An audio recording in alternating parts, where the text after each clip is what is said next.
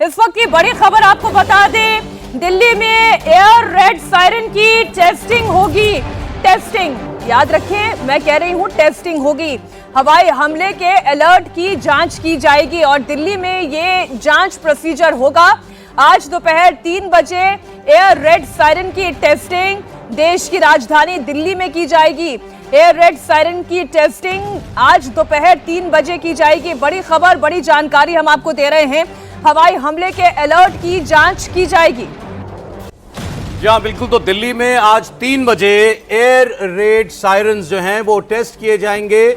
ये एक एहतियात है, जैसे हमारे यहाँ पर ड्रिल्स पहले भी हुई, उसी कड़ी में आगे आज दिल्ली में अगर कोई एयर रेड होती है दुश्मन की तरफ से तो उसके लिए एक प्रैक्टिस, आप समझिए, एक ड्रिल की जाएगी। और ये तस्वीर आप देखिए, जो रक्षा मंत्री राजनाथ सिंह की मुलाकात की तस्वीरें हैं, जिसमें तीनों सर्विस चीफ्स हैं, सेनाओं के प्रमुख हैं और सीडीएस भी हैं।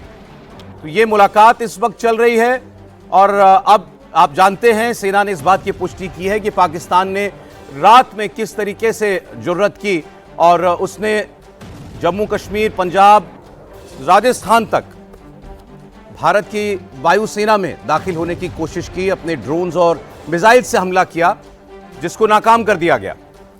और अभी की आप देखिए तस्वीरें, रक्षा मंत्री राजनाथ सिंह की मुलाकात की तस्वीरें सेना प्रमुखों के साथ। बैठक में सीडीएस और तीनों सेना प्रमुख मौजूद हैं, जिसमें रक्षा मंत्री पूरा अपडेट उनसे ले रहे हैं और डीआरडीओ चीफ से भी मुलाकात करेंगे रक्षा मंत्री। भारत के हथियारों की स्टॉक के बारे में जानकारी ली जाएगी, अपडेट लिया जाएगा।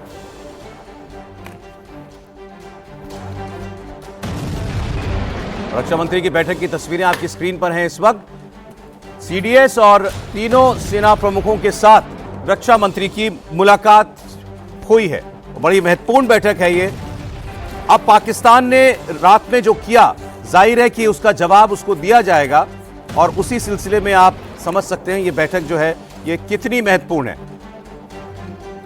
जनरल सिवास, इसमें कोई शक नहीं कि एक प्रकार से ये मीटिंग बहुत इम्पोर्टेंट है। जो डिफेंस मिनिस्टर स्टॉक ले रहे हैं सिचुएशन का, वो सीडीएस से भी मिल रहे हैं, तीनों चीफों से मिल रहे हैं कि ये देखा जा रहा है कि कल को खुदा ना खास्ता फुल फ्लैश लड़ाई हो जाती है, हमारे पास किस प्रकार से स्टॉक्स हैं, किस प्रकार से हम कार्रवाई करेंगे और एक प्रकार से कहीं ना कहीं मोराल हाई करने का भी है। तो ये ओवरऑल सिचुएशन को परखा जा रहा है, आज तक की जो स्थिति है उसको एक एनालाइज किया जा रहा है और आगे जो है एस्केलेशन मैट्रिक्स के तहत वो कैसे सिचुएशन अनफोल्ड होने वाली है उसको भी देखा जा रहा है। देखो सौरभ, 2-3 बातें बड़ी इंपॉर्टेंट हैं कि आपको ये समझना पड़ेगा कि जो पाकिस्तान की तरफ से जो एक प्रकार से 15 के करीब इलाकों में उन्होंने स्ट्राइक करने की कोशिश की, जो कि अवंतीपुर, जो कि जम्मू एंड कश्मीर में है, भुज जो गुजरात में है, वो सारे फेल हो गए क्योंकि हमारा जो एयर डिफेंस सिस्टम था वो मल्टी लेयर था, जिसके अंदर आकाश भी है, एयर डिफेंस सिस्टम के बाकी इक्विपमेंट भी है और S-400 भी है। उसकी एक भी मिसाइल, एक भी रॉकेट, एक भी ड्रोन अपने टारगेट पे नहीं पहुंच पाया। चलिए, इस बीच सर आपको रोकना चाहूंगी। इस बीच एक बड़ी खबर आई रही है, सीएसएफ डीजी को गृह मंत्री का निर्देश है, महत्वपूर्ण जो ठिकाने हैं उनकी सुरक्षा को बढ़ाया जाए। जी हाँ, महत्वपूर्ण ठिकानों की सुरक्षा को बढ़ाने के निर्देश दिए हैं। एयरपोर्ट पावर प्रोजेक्ट की सुरक्षा बढ़ाने के लिए कहा गया है।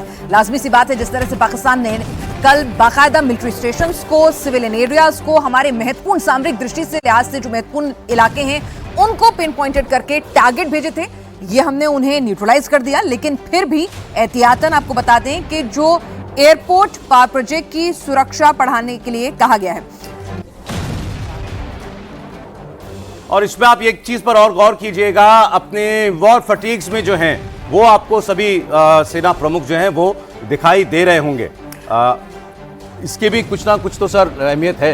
बिल्कुल अहमियत, देखो ये सच्चाई, लड़ाई का माहौल है, लड़ाई जैसी हो चली है, बिल्कुल कॉम्बैट ड्रेस में हैं, तैयार हैं, इसमें कोई शक नहीं। तो मैं आगे जो बात बता रहा था सौरभ, उसको मैं खत्म कर लेता हूं कि सच्चाई यह है कि पाकिस्तान ने 15 जगह टारगेट को मारने की कोशिश की, सब फेल हो गए। हमने पलटवार किया, हम इस्लामाबाद गए और लाहौर गए, लाहौर का एयर डिफेंस सिस्टम को भारत ने न्यूट्रलाइज कर दिया है। ये भी एक बड़ी काबिलियत तारीफ की बात है कि एयर डिफेंस सिस्टम जो उसने पाकिस्तान से लिया था HQ-9, वो जो चीन से लिया था पाकिस्तान ने, वो न्यूट्रलाइज होगा। एक दो चीजें हैं इसमें, एक तो ये दिखलाता है कि चीन के साथ जो सामान आता है उस पर भरोसा मत करो, और दूसरा ये है भारत ने एक बात दिखा दिया कि भारत की काबिलियत और क्षमता है एयर डिफेंस सिस्टम जो पाकिस्तान का, उसको कंप्लीटली न्यूट्रलाइज करना। बिल्कुल। और यहाँ पर तो कराची वाला मैं बताना चाहूंगा कि उन्होंने कराची जो पोर्ट है, कल घेराबंदी की है भारत की नेवी ने, वो दिखा दिया पाकिस्तान को अगर आप